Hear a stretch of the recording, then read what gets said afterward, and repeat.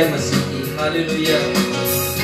Praise the Lord. हमारे पिता परमेश्वर की, परमेश्वर पुत्र की और परमेश्वर पवित्र आत्मा की, उनकी प्रशंसा युगानुयुग होती है।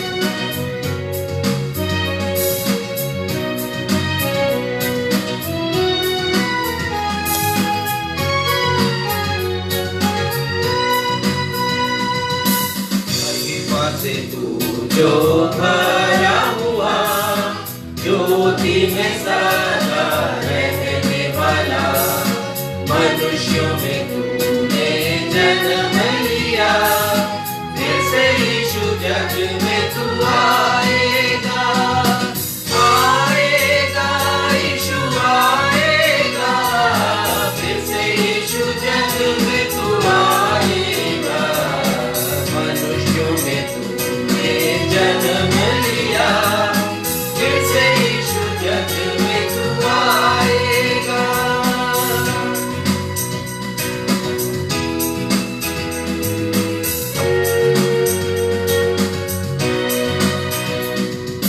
तू ही हमारा राजा है, तू ही मुक्ति दाता है, फिर से आने वाला है, प्यारे प्रभु यीशु तू जल्दी आ, जल्दी आ यीशु जल्दी आ, प्यारे प्रभु यीशु तू जल्दी आ, फिर से आने वाला है, प्यारे प्रभु यीशु तू जल्दी आ।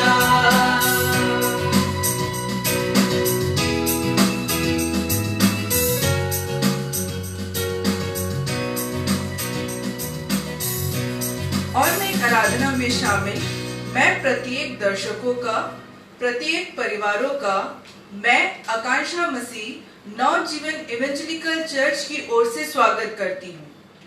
आप सभी को हमारे उद्धारकर्ता प्रभु यीशु मसीह के नाम से सलाम। Praise the Lord. Praise the Lord. मुझे विश्वास है कि आप सभी अपने अपने गीत की किताब और बाइबल लेकर अपने अपने घरों पर बैठे होंगे। कृपया अपने घर में बैठकर ही हमारी ऑनलाइन आराधना में शामिल हुए। आज नवजीवन इवेंजेलिकल कलीसिया और नवजीवन सेवा समिति के कार्यों के लिए भेंट उठाई जाएगी। आइए आज की आराधना में हम आगे बढ़ते हैं। प्रभु अपनी प्रतिज्ञा के विषय में देर नहीं करता, जैसी देर कितने लोग समझते हैं, पर तुम्हारे विषय में धीरज रखता है, कोई नाश न हो, परंतु सबको मन फिराव का अवसर मिले। प्रभु का दिन चोर के समान आ जाएगा। उस दिन आकाश बड़ी हड़बड़ाहट के शब्द से जाता रहेगा और आकाश के तत्व बहुत ही पिघलकर जल जाएंगे और पृथ्वी और उस पर के काम जल जाएंगे। परंतु तुम सब हमारे प्रभु और उद्धारकर्ता यीशु मसीह के अनुग्रह और पहचान में बढ़ते जाओ। प्रभु यीशु मसीह की महिमा युगान युग होती रहे। आमीन। आमीन। हमारे प्रभु यीशु मसीह फिर से आने वाले हैं और उनके आगमन की खुशी में हम एक मधुर गीत गाएंगे जो आप सभी को पसंद है। खुल जाएंगी किताबें जब भी हिसाब होगा, इंसाफ का तराजू यीशु के ही हाथ होगा। हम इसका पहला और दूसरा पद गाएंगे और हम अपने अपने स्थानों पर, आप जहां कहीं पर भी हैं, खड़े होकर इस गीत को गाएंगे। प्रभु यीशु मसीह के आगमन से संबंधित ये गीत हमारी आंखों को खोलने के लिए और हमारे हृदय को स्पर्श करने के लिए बिल्कुल काबिल गीत है। आइए आत्मा से भर करके हम इस गीत को गाएं जो ये कहता है कि एक दिन हमें, मुझे और आपको परमेश्वर के न्याय सिंहासन के सामने खड़ा होना है। खुल जाएंगी किताबें जब भी हिसाब होगा, इंसाफ का तराजू यीशु के हाथ होगा। खुल जाएंगी किताबें होगा, इंसाफ का तराजू यीशु के हाथ होगा, खुल जाएंगी किताबें।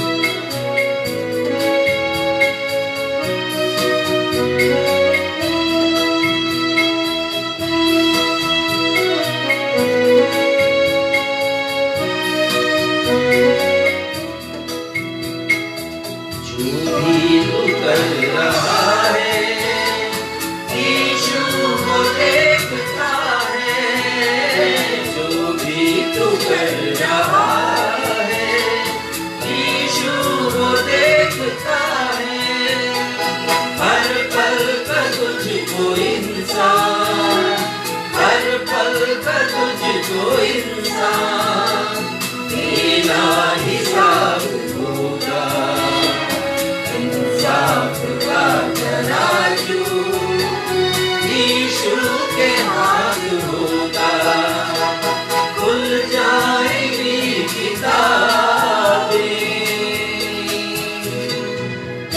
यीशु बुला रहे हैं आज भी, अपने हाथों को, अपने बाहों को फैलाए। उनका निमंत्रण आज भी हमारे लिए है। अनुग्रह का द्वार खुला हुआ है और वो सबको आमंत्रित कर रहे हैं कि प्रवेश कर लो उस द्वार से, क्योंकि एक दिन न्याय होने वाला है, एक दिन पृथ्वी का विनाश होने वाला है।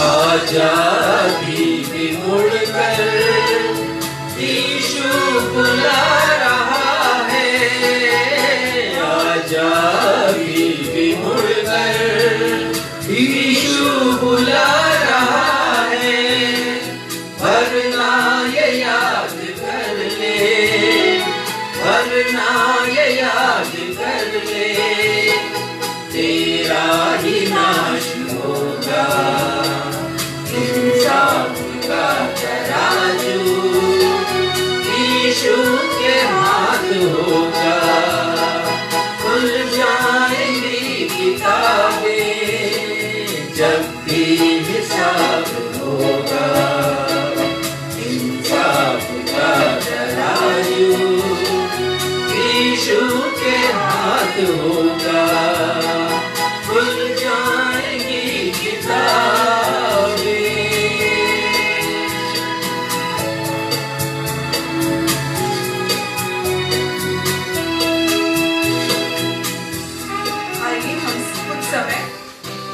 में व्यतीत करेंगे और प्रार्थना में अगुवाई हमारे रेवरेंड राजेश मसीह करेंगे। सॉरी, मुझसे एक मिस्टेक हो गया। समय है उत्तरवादी पाठ का, जिसे पढ़ने में अगुवाई करेंगी डॉक्टर शेफाली। और आज का पाठ पाया जाता है भजन संहिता 39 उसका पद 1 से लेकर 13 तक। भजन संहिता 39 पद 1 से लेकर 13 तक।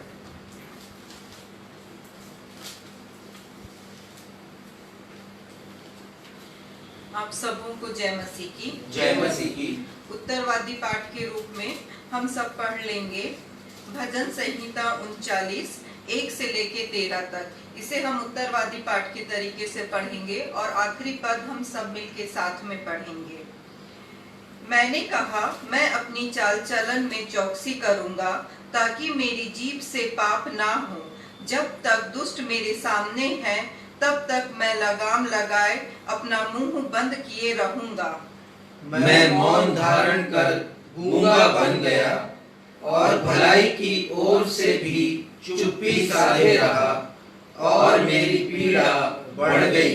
मेरा हृदय अंदर ही अंदर जल रहा था, सोचते सोचते आग भड़क उठी।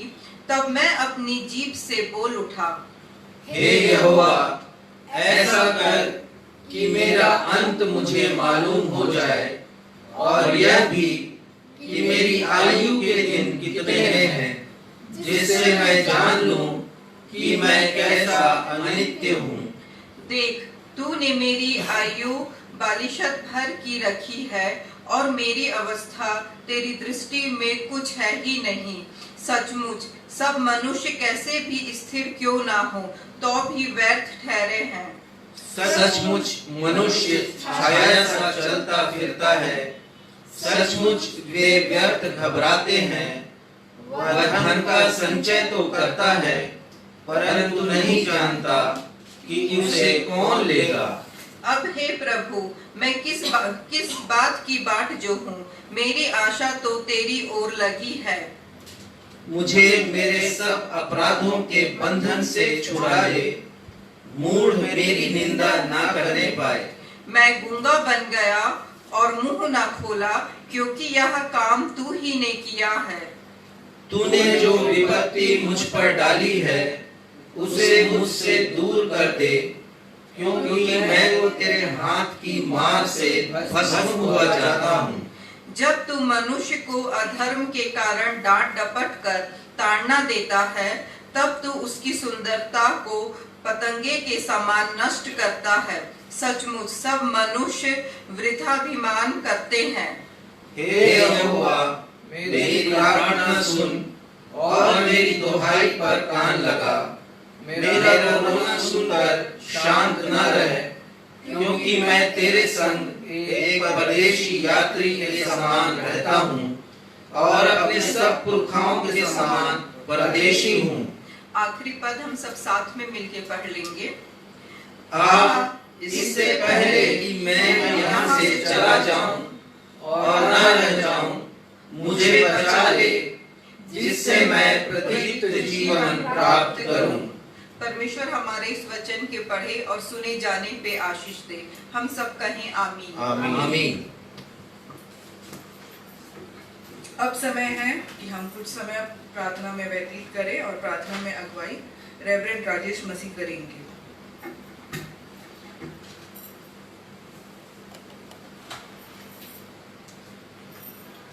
आप सबों को जय मसीह की। जय मसीह।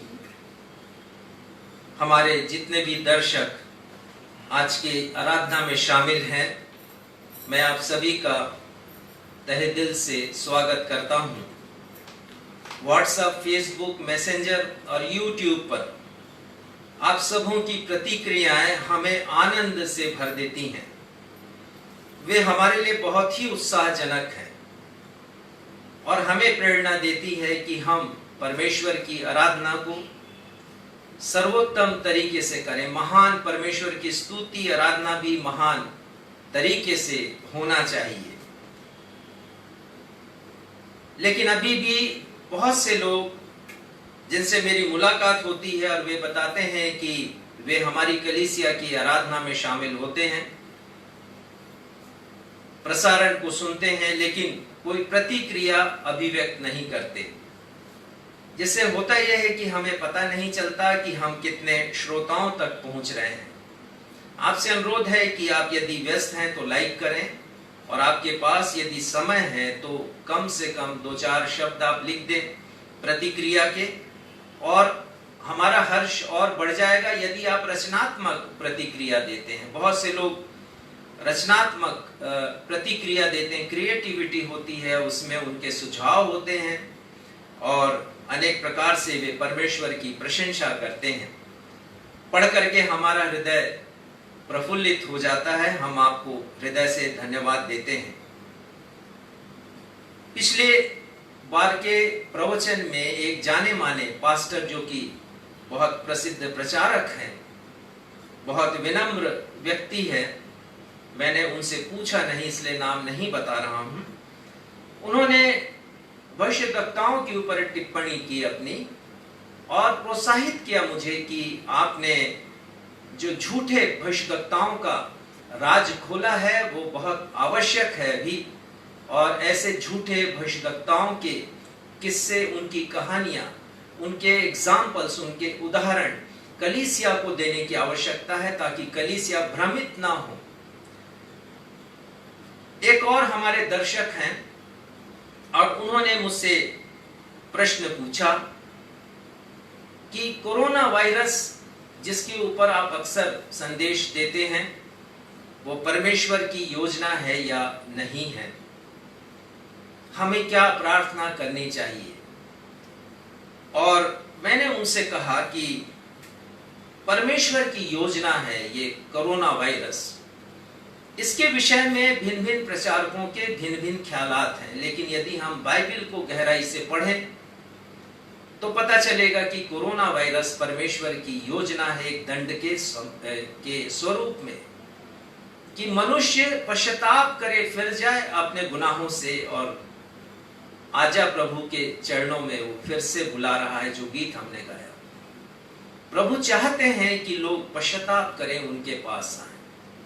बाइबल ऐसे उदाहरणों से भरी पड़ी है जहां पर लिखा है कि परमेश्वर विपत्ति लेकर के आते हैं। और अभी समय नहीं है कि मैं इनके ऊपर कहूं, लेकिन अभी अभी हमने उत्तरवादी पाठ भजन संहिता 39 पढ़ा। दाऊद कहते हैं कि जो विपत्ति तूने मुझ पर डाली है, मैं भस्म हुआ जाता हूं उस विपत्ति से। परमेश्वर चाहते हैं कि हम सही रास्ते पर आ जाएं, चेतावनी देते हैं हमें कि हम उस मार्ग पे ना जाएं जिसके अंत में मृत्यु है। मैंने एक बार दानियल का भी उदाहरण दिया था कि दानियल प्रार्थना कर रहा है गिड़गिड़ा कर, आंसुओं के साथ, और वो कह रहा है परमेश्वर ये विपत्ति आपने हम पर डाली है।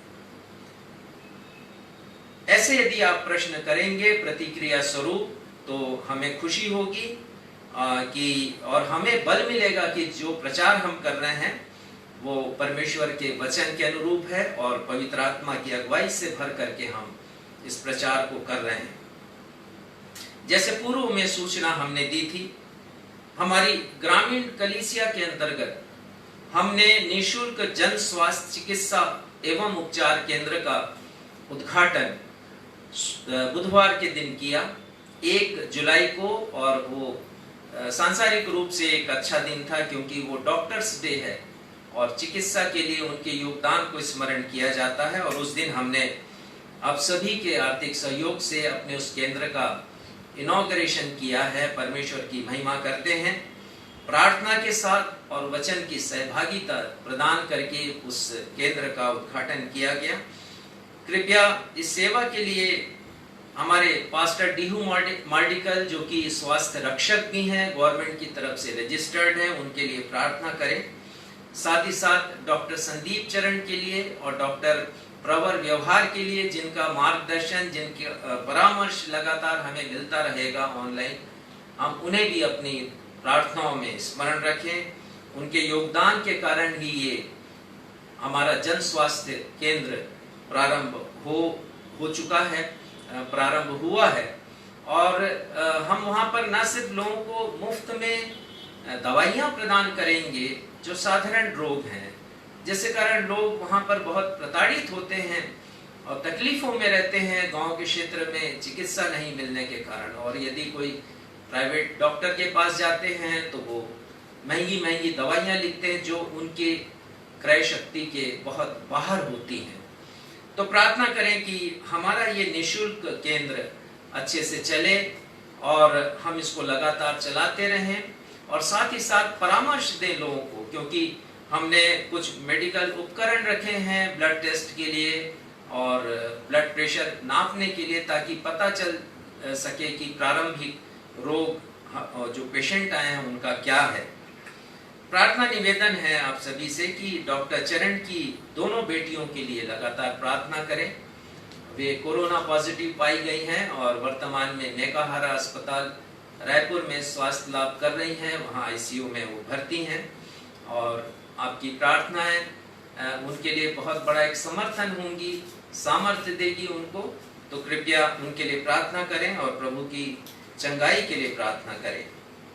मेरी पत्नी श्रीमती बीना मसीह की माता श्रीमती सी के रॉय, चंद्र कुमारी रॉय, जो कि बहुत लोकप्रिय महिला थी अपने हंसमुख और विनोदी स्वभाव के कारण, और बहुत अच्छा उनका जीवन प्रभु ने इस पृथ्वी पर रखा। 90 वर्ष की आयु में प्रभु ने उन्हें हमेशा के लिए अपने पास बुला लिया है। हम शोकित परिवार के लिए, शोकित परिवार के हर एक लोगों के लिए, बेटे के लिए, बेटियों के लिए और बेटों के परिवार के लिए हम प्रार्थना करें कि प्रभु अपनी असीम शांति सबों को प्रदान करे।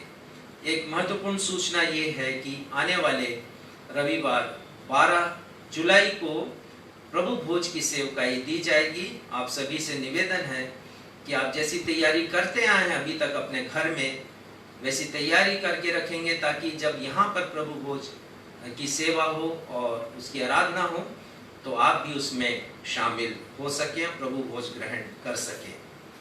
आइए हम इन निवेदनों को परमेश्वर पिता के सामने रखें।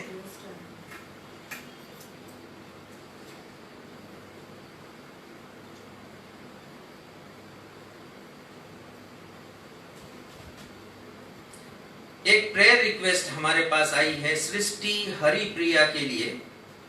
उनका जन्मदिन है। हम प्रभु यीशु मसीह के नाम में आपको जन्मदिन की मुबारकबाद देते हैं नवजीवन इवेंजलिकल कलीसिया की तरफ से। और उनका जॉब दुबई में लग सके ऐसा उन्होंने अनुरोध किया है। शायद इन्होंने इंटरव्यू दिया होगा, वहां पर प्रतीक्षारत होंगी नौकरी के लिए। प्रार्थना करें कि प्रभु इन्हें वहां पर नौकरी दे सकें।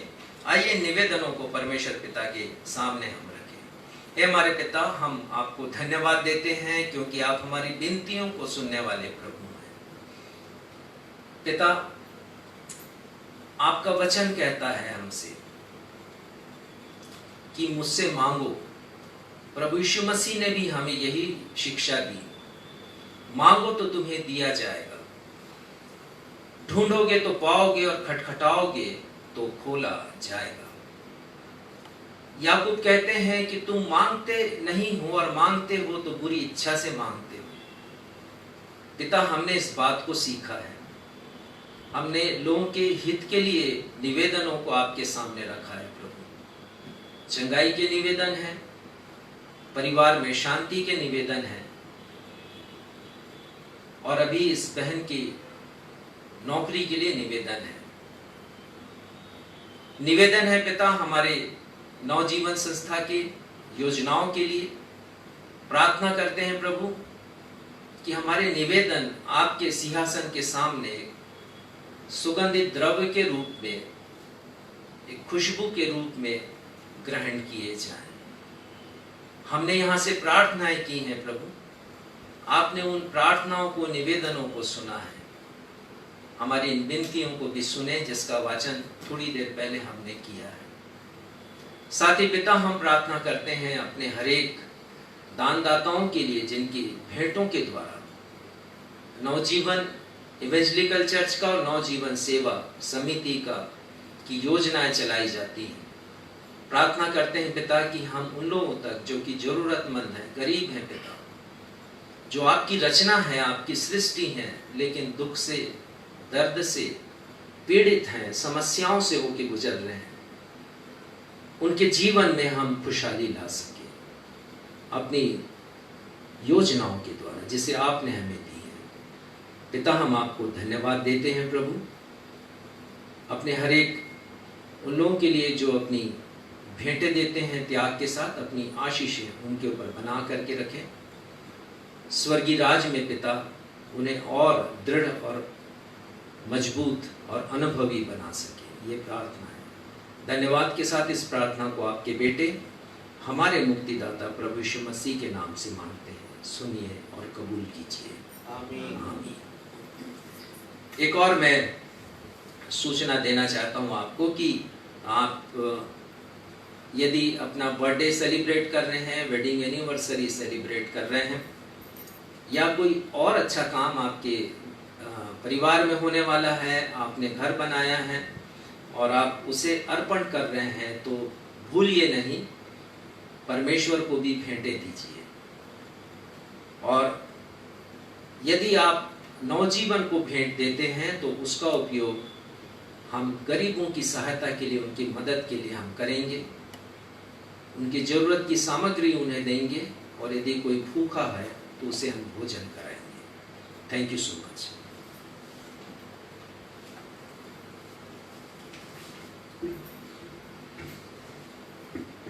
समय है पवित्र शास्त्र से पाठों के पठन का, और पहला पाठ पाया जाता है यशाया 51 पद 4 से लेकर 6 तक, जिसे पढ़ने में मैं अगुवाई करूंगी। और दूसरा पाठ पाया जाता है दूसरा थिस्सलुनीकियों अध्याय 2 पद 1 से लेकर 12 तक, जिसे पढ़ने में अगुवाई भाई क्षितिज मसीह करेंगे। पहला पाठ यशाया 51 उसका पद 4 से लेकर 6 तक। हे मेरी प्रजा के लोगों, मेरी ओर ध्यान धरो। हे मेरे लोगों, कान लगाकर मेरी सुनो, क्योंकि मेरी ओर से व्यवस्था दी जाएगी और मैं अपना नियम देश देश के लोगों की ज्योति होने के लिए स्थिर करूंगा। मेरा छुटकारा निकट है, मेरा उद्धार प्रकट हुआ है। मैं अपने भुजबल से देश देश के लोगों का न्याय करूंगा। दीप मेरी बाट जोहेंगे और मेरा भुजबल आशा रखेंगे। आकाश की ओर अपनी आंखें उठाओ और पृथ्वी को निहारो, क्योंकि आकाश धुएं के समान लोप हो जाएगा, पृथ्वी कपड़े के समान पुरानी हो जाएगी और उसके रहने वाले ज्यों ही जाते रहेंगे। परंतु जो उद्धार मैं करूंगा वह सर्वदा ठहरेगा और मेरे धर्म का अंत ना होगा। परमेश्वर अपने पढ़े हुए वचन पर आशीष दे। हम सब कहे आमीन। आमीन। आमीन।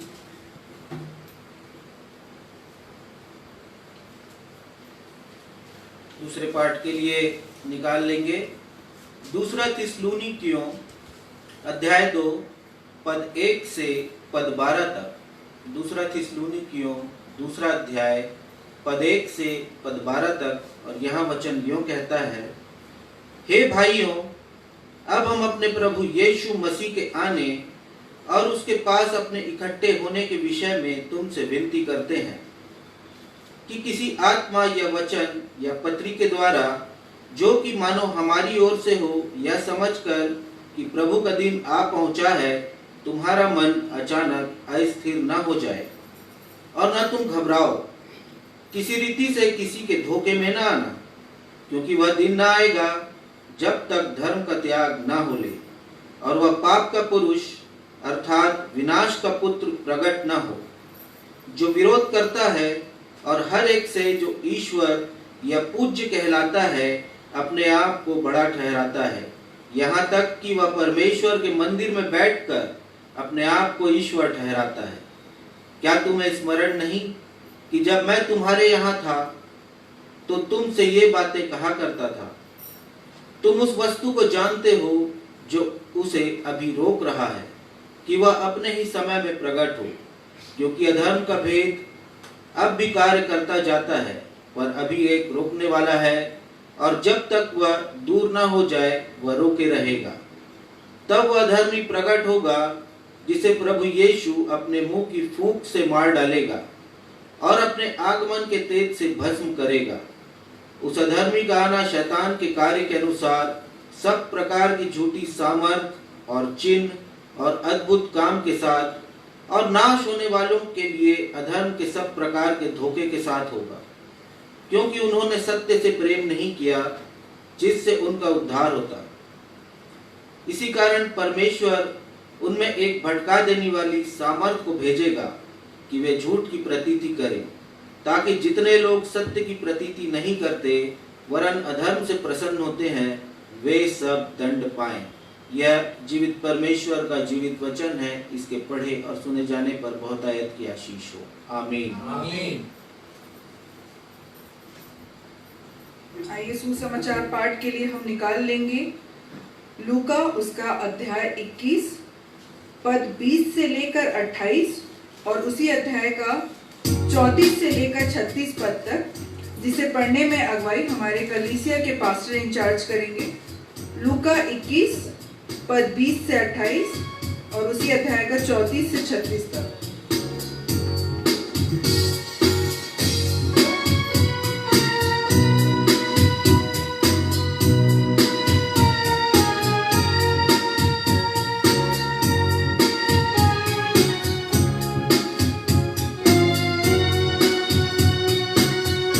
वचन दो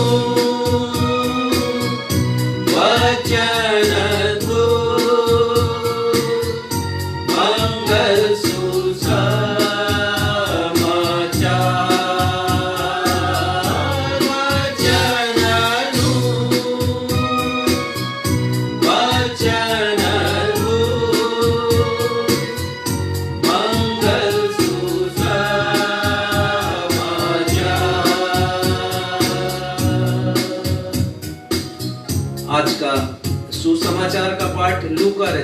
सुसमाचार उसका 21वां अध्याय उसके पद 20 से लेकर 28 पद तक और उसके पश्चात उसके पद 34 से लेकर के 36 पद तक। यहां इस प्रकार लिखा है,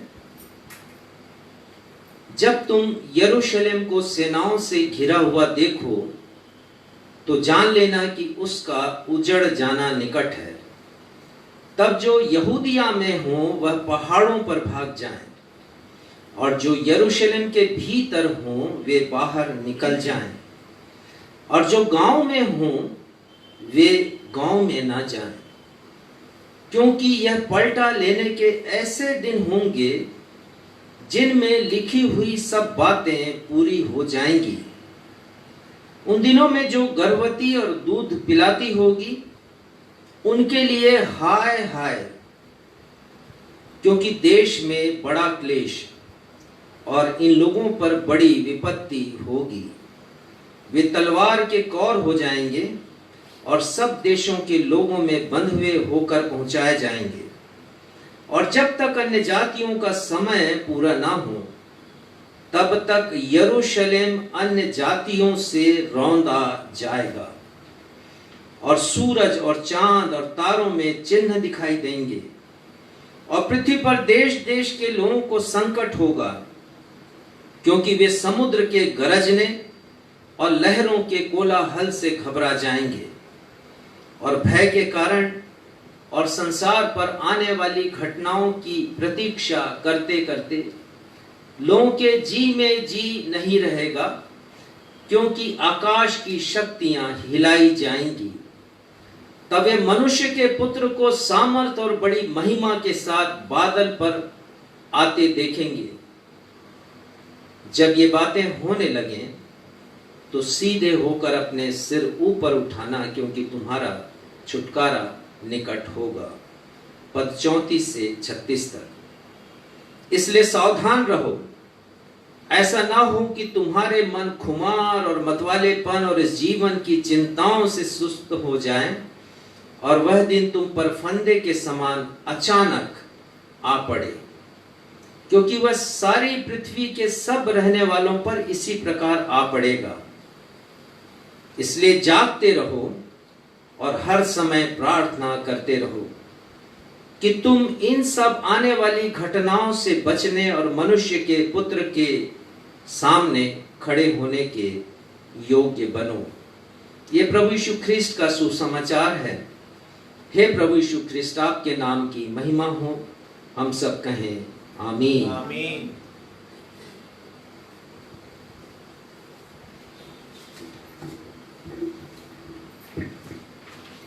नवजीवन कलीसिया और नवजीवन सेवा समिति के लिए भेंट उठाई जाएगी, और भेंट के अर्पण के समय हम एक गीत गालेंगे, गुनाह की सजा जहन्नम जहन्नम, ए गुनाहगार तू समझ ले। और भेंट के पश्चात भेंट के लिए प्रार्थना मिस्टर सक्षम मसीह करेंगे।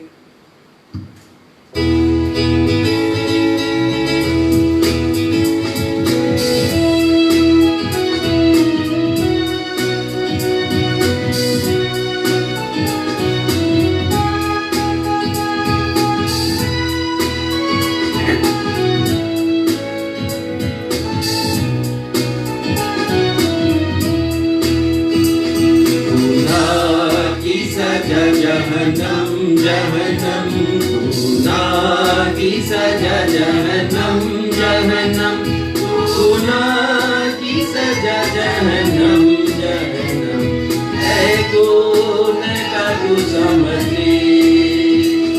ये चीजें सारी पानी है, पानी है, ये चीजें सारी पानी है, पानी है, ये चीजें सारी पानी है, पानी है, अंधे की चीजें अपनी है।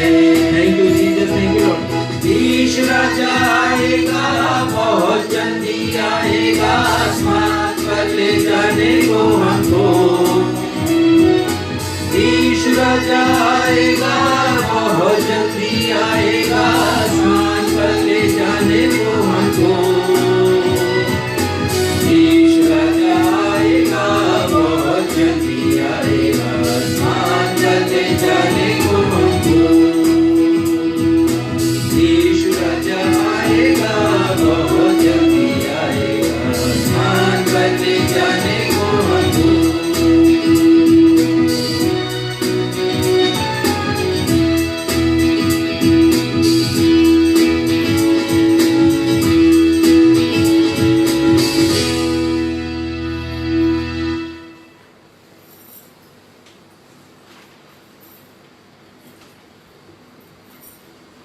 आइए इन भेंटों के लिए हम परमेश्वर पिता से आशीष की कामना करेंगे।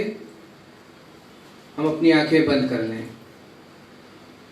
हे सर्वशक्तिमान पिता, स्वर्ग और पृथ्वी के राजा परमेश्वर, हम एक बार फिर से इस छोटे से झुंड के रूप में आपके सिंहासन के सामने आते हैं। प्रभु, हमारे दिल धन्यवाद के साथ भरे हुए हैं, क्योंकि प्रभु हमने अपने जीवनों में आपकी दया को महसूस किया है, आपकी आशीषों को प्राप्त किया है। और उन्हीं आशीषों में से एक आशीष है धन की प्राप्ति, जो कि आपकी दया से हमें मिलती है। चाहे हम नौकरी पेशा हों, चाहे हम व्यवसाय करते हों, या किसी भी प्रकार से अच्छे कार्यों के द्वारा धन अर्जन करते हैं, ये प्रभु आपकी आशीष ही है। इस आशीष के छोटे से अंश को प्रभु आज हम आपके चरणों पे समर्पित करते हैं इस भेंट के रूप में। हम आपको क्या दे सकते हैं प्रभु? कुछ भी नहीं दे सकते। सारी आशीषें, सारी उत्तम वस्तुएं प्रभु आप ही हमें प्रदान करते हैं। ये भेंट भले ही छोटी है, परंतु प्रभु इसके साथ हमारे धन्यवाद जुड़े हुए हैं। प्रभु, हम आपकी बड़ाई और महिमा करते हैं। इन भेंटों को हम आपके हाथों में सौंपते हैं प्रभु, प्रार्थना और विनती करते हैं कि भेंट आपके द्वारा आशीषित होने वाली हो सके, आपको कबूल होने वाली हो सके। और जब इन भेंटों का उपयोग प्रभु आपके राज्य के विस्तार के लिए किया जाता है, नवजीवन के द्वारा, नवजीवन कलीसिया के द्वारा, नवजीवन सेवा समिति के द्वारा, सो प्रभु हम यही विनती और प्रार्थना करते हैं कि ये भेंट भले ही छोटी क्यों ना हो, परंतु इस छोटी भेंट के द्वारा बड़े बड़े कार्य होने वाले हो सके। जैसे मात्र 5 रोटी और 2 मछली से प्रभु आपने हजारों को तृप्त किया। ये छोटी सी भेंट के द्वारा भी प्रभु हम हजारों आत्माओं को तृप्त करने वाले हो सके, ऐसी विनती और प्रार्थना हम आपसे करते हैं।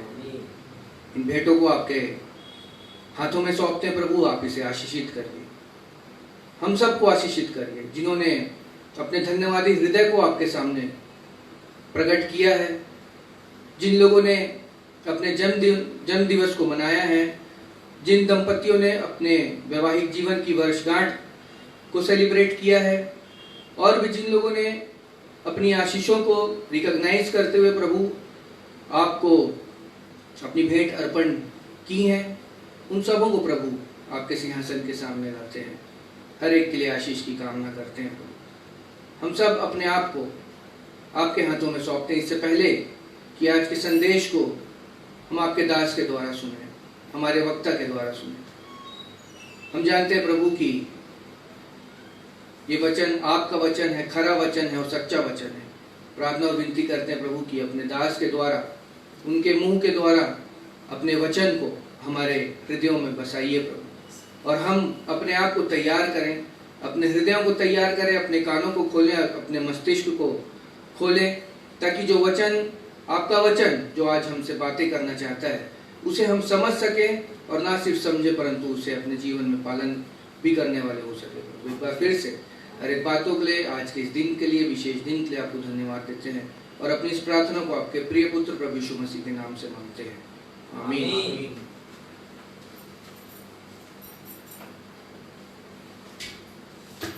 आइए कि इससे पहले हम संदेश पर जाएं, हम अपने अपने हृदयों को तैयार करें, और संदेश की तैयारी में हम एक गीत गा लेंगे। देखो देखो कोई आ रहा है, कैसा जलवा मसीह का आ रहा है, आंखें अपनी उठाकर तो देखो, कैसे शान से मसीह आ रहा है।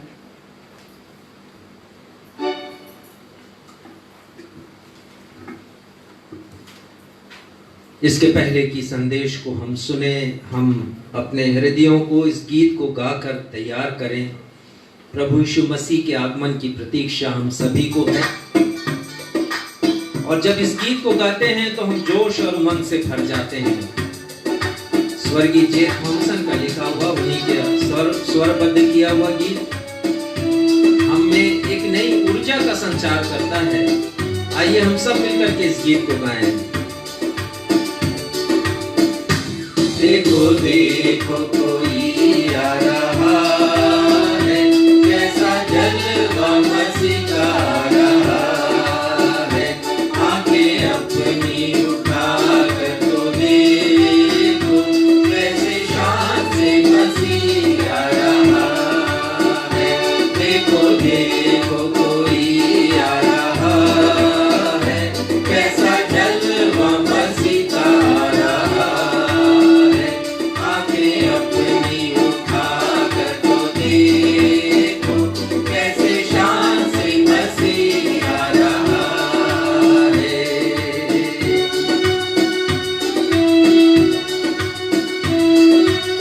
पृथ्वी का विनाश होना तय है, न सिर्फ बाइबल कहती है परंतु संसार के वैज्ञानिक भी इस बात को मानते हैं।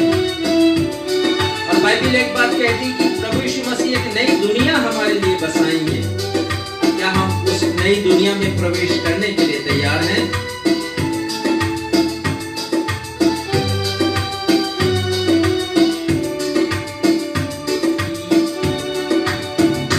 यह दुनिया हमारी मिटेगी, एक नई दुनिया फिर से बनेगी। यह दुनिया हमारी मिटेगी, एक नई दुनिया फिर से बनेगी। सब नया होगा, जग नया होगा, सब नया होगा, जग नया होगा। राज करने मसीह आ रहा है। देखो देखो कोई आ रहा है, कैसा जलवा मसीह का आ रहा है।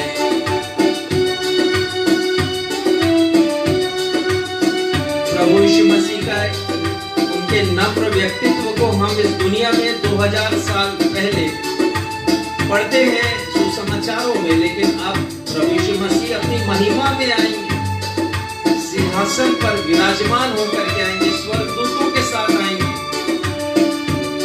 तो उस प्रभु यीशु मसीह के आने की हम प्रतीक्षा करें।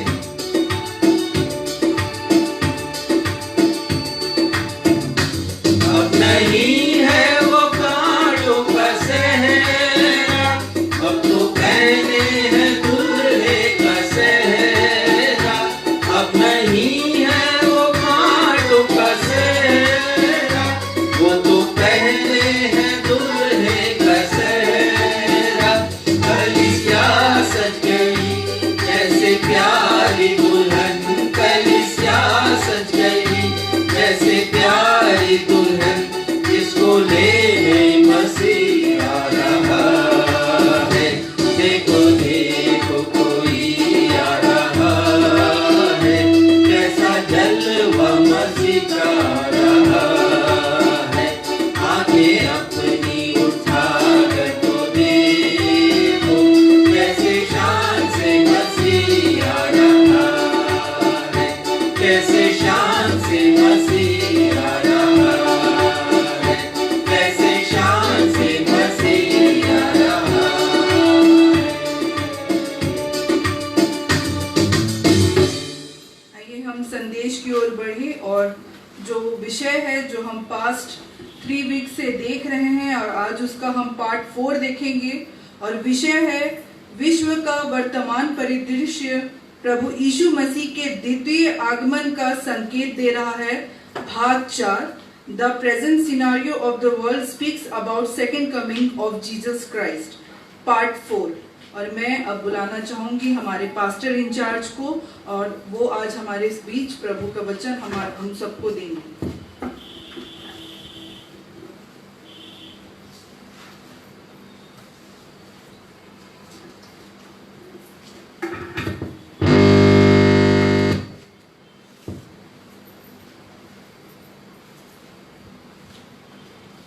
आप सबों को पुनः एक बार हमारे उद्धारकर्ता प्रभु यीशु मसीह के अद्वितीय नाम में अभिवादन। मैं विश्वास करता हूं कि आप सब प्रभु की दया, उनके अनुग्रह में, उनकी कृपा में कुशल मंगल होंगे। और इन दिनों जो काफ़ी अवसर आपको मिल रहा है, वैसे लॉकडाउन का समय तो अभी नहीं है,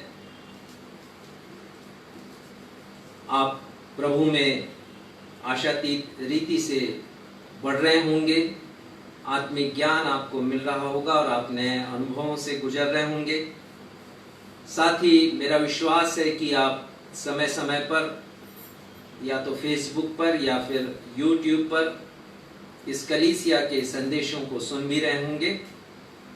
परमेश्वर पिता से मेरी यही विनती है कि हमारा ये प्रयास आपके आत्मिक ज्ञान को बढ़ाने का है, वास्तव में आपके जीवन में कार्य करे और जीवन में परिवर्तन लेकर के आए।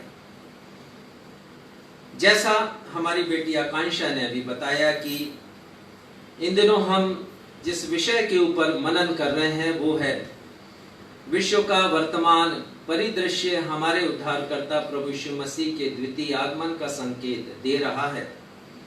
The present scenario of this world speaks about second coming of our Lord and Savior Jesus Christ। इसके 3 चैप्टर हम देख चुके हैं और हमने देखा कि कैसे प्रभु यीशु मसीह ने बतलाया कि अंत के दिनों के क्या निशान होंगे, क्या चिन्ह होंगे। 2 नाम उन्होंने कहे थे और वो नाम है जैसा नूह के दिनों में हुआ, जैसा लूत के दिनों में हुआ, और उसका हमने विस्तार से अध्ययन किया है, मुझे फिर से बताने की आवश्यकता नहीं है। और इन दोनों अध्ययनों में हमने देखा कि परमेश्वर ने अपनी सामर्थ्य से नूह के समय में जहाज के द्वार को बंद किया और लूत के परिवार पर जब विपत्ति आई तो परमेश्वर ने अपनी सामर्थ्य से उसके घर के दरवाजे को बंद किया। ये 2 बार दरवाजे का बंद किया जाना, द्वार का बंद किया जाना परमेश्वर के न्याय को प्रकट करता है। और न सिर्फ परमेश्वर के न्याय को परंतु परमेश्वर के दंड को जो उन्होंने पृथ्वी पर भेजा प्रकट करता है। और मैंने आपको बताया कि एक द्वार और है और वो द्वार प्रभु यीशु मसीह के दृष्टांत में हमें मिलता है, जिसका वर्णन मत्ती रचित सुसमाचार 25 में पाया जाता है और उसे कई बार हमने पढ़ा भी है। और आप जानते हैं 10 कुंवारियों का दृष्टांत, जिसमें लिखा है कि द्वार बंद किया गया। और जब ये द्वार बंद किया गया, अभी ये द्वार खुला है, मैं बार बार आपसे कह रहा हूं कि अनुग्रह का द्वार है। जितने लोग अपने जीवन को परिवर्तित कर प्रभु यीशु मसीह के पास आते हैं, मन फिराते हैं, पश्चाताप करते हैं पापों से, उनके लिए वो द्वार अभी भी खुला है। पर एक दिन ये द्वार बंद होने वाला है, क्योंकि परमेश्वर अपने न्याय को और दंड को प्रकट करेंगे। इसमें बताया गया है इस दृष्टांत में प्रभु यीशु मसीह ने कि वे कुंवारियां जिनके पास दूल्हे के आगमन के समय जलती हुई मशालें नहीं थी और वे विवाह के द्वार पर उपस्थित नहीं थी, वे दंडित की गई। वैसे ही यदि हम भी अपने आप को जागृत नहीं रखेंगे, प्रभु में अपने जीवन को व्यतीत नहीं करेंगे और प्रभु के आगमन की प्रतीक्षा हम नहीं करेंगे, तो हम भी दंडित किए जाएंगे, हमारे लिए वो द्वार बंद हो जाएगा। फिलाडेल्फिया की कलीसिया के दूत को जब प्रभु यीशु मसीह ने कहा लिख ले, तो यूहन्ना ने लिखा कि वो कहते हैं प्रभु यीशु मसीह कि मैं प्रथम और अंतिम हूं, दाऊद के कुंजियां मेरे पास हैं, जिससे मैं खोलता हूं उसे कोई बंद नहीं कर सकता और जिसे मैं बंद करता हूं उसे कोई खोल नहीं सकता। ये प्रभु यीशु मसीह की सामर्थ है। वो द्वार अभी खुला हुआ है, कोशिश जारी है बंद करने की, लेकिन वो खुला है और प्रभु यीशु मसीह उसे अपने हाथों से बंद करेंगे। मैंने पिछले सप्ताह आपसे एक बात कही थी और आपसे पूछा था कि दूल्हा आधी रात को ही क्यों आया, क्योंकि मत्ती 25 अध्याय के जो प्रथम दृष्टांत है 10 कुंवारियों का, उसमें वर्णन है कि आधी रात को धूम मची। मत्ती 25 के 6वें पद में आप पढ़ दें यदि आपने उसे खोलकर रखा है तो।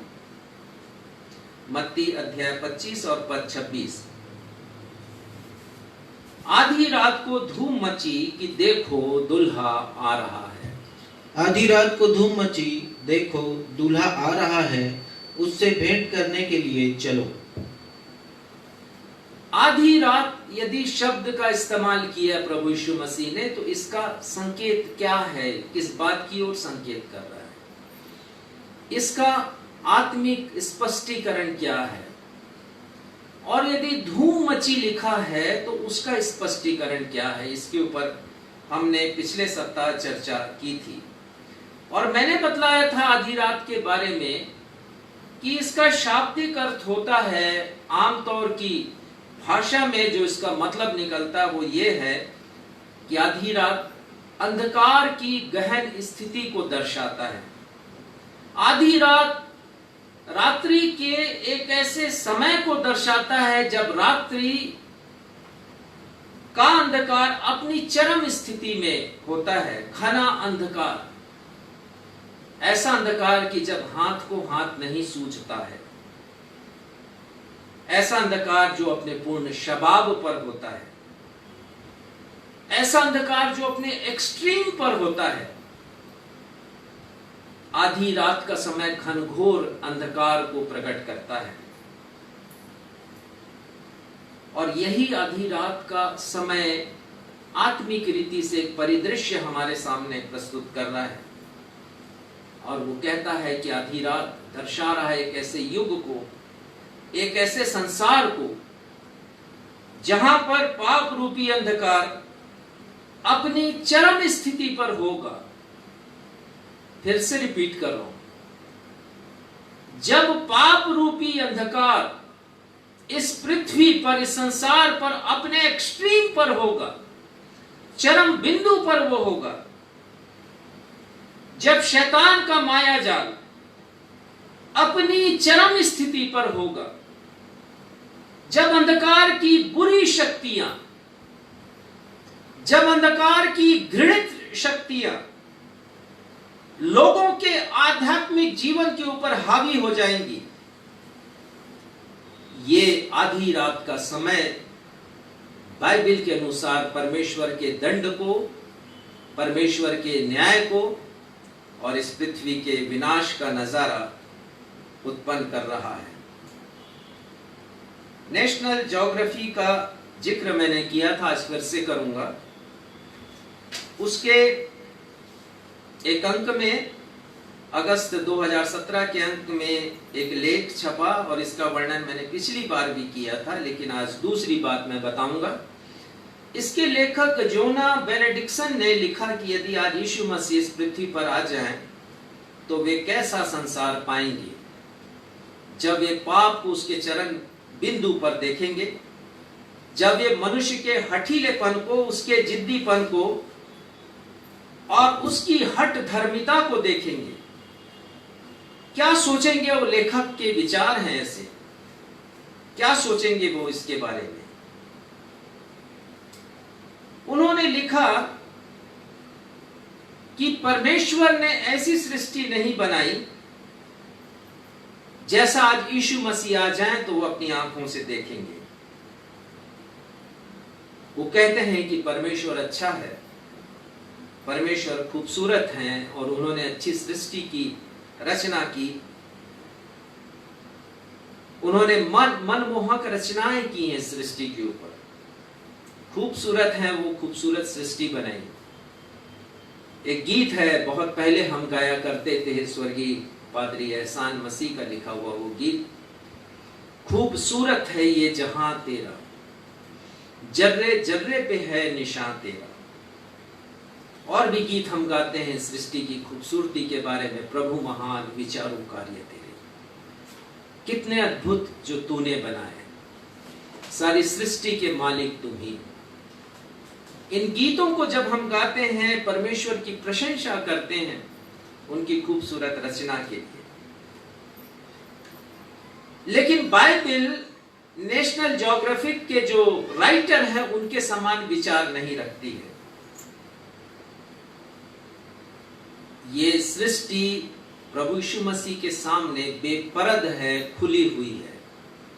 वो आएंगे और देखेंगे और सोचेंगे की बात नहीं है, वो तो देख रहे हैं और वो सोच रहे हैं, क्योंकि बाइबल का परमेश्वर देखता है, सोचता है, महसूस करता है। फर्क ये है, क्या हम देख रहे हैं?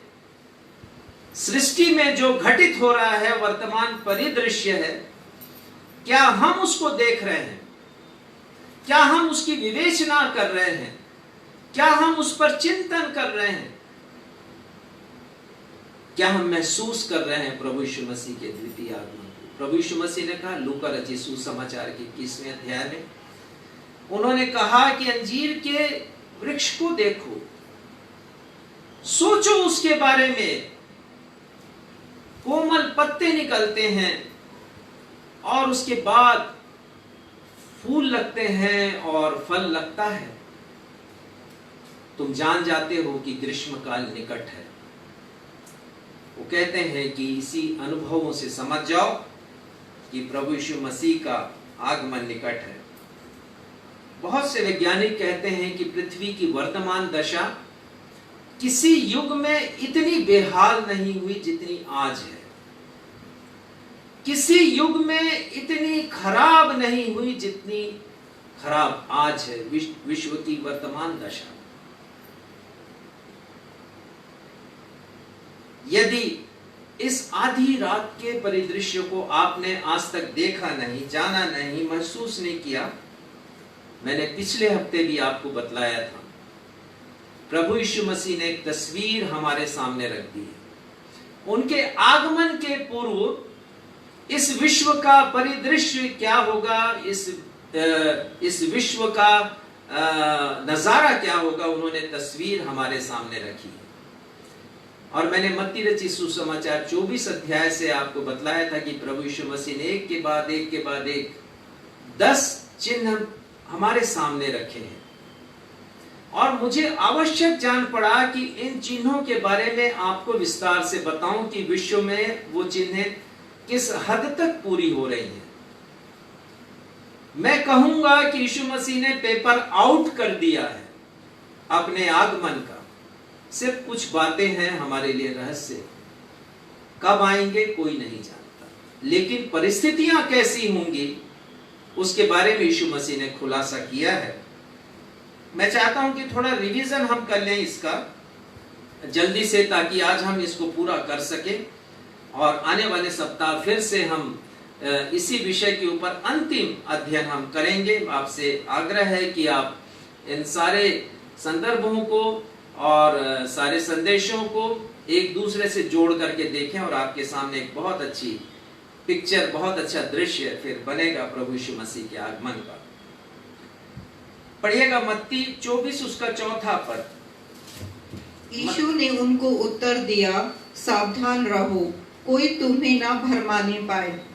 प्रभु यीशु मसीह कहते हैं कि सावधान रहो, कोई तुम्हें दिग्भ्रमित ना करे, कोई तुम्हें भरमाने ना पाए। और मैंने आपको बताया था कि बहुत से बातें ऐसी इस पृथ्वी के ऊपर हो रही हैं जो भ्रम पैदा कर रही हैं। अभी अभी आपने सुना होगा कि भारत में एक संस्था है जिन्होंने कोरोना की दवा बना ली है और दावा किया कि बहुत से रोगियों को उन्होंने चंगाई दी है।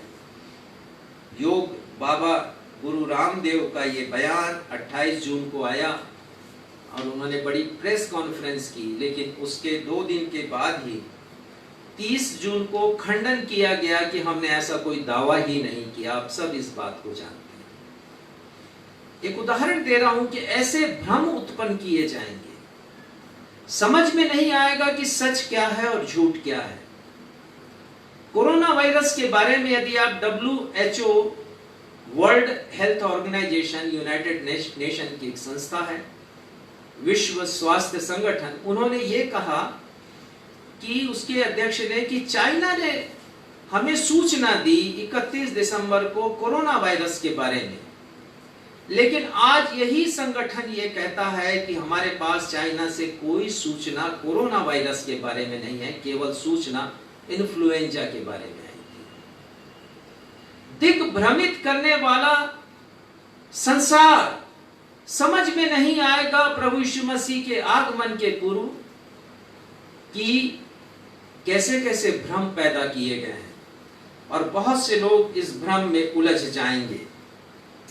दूसरी बात हम देखते हैं, प्रभु यीशु मसीह ने कहा उनके आने के पूर्व जो संकेत दिया है वो ये है, 5वां पद पढ़िएगा, मत्ती 24 का 5 और फिर 23 और 24 पढ़िएगा।